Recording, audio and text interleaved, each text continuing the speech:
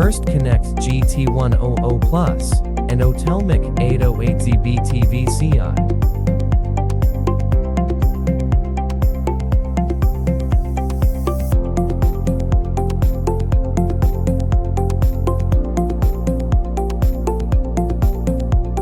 Then connect the ECU according to the wiring diagram.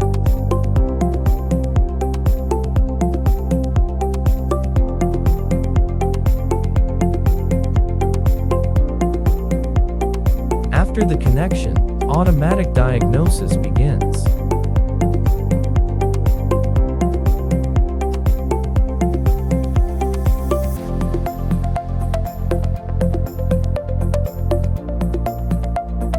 View live data, vehicle status, I'm readiness.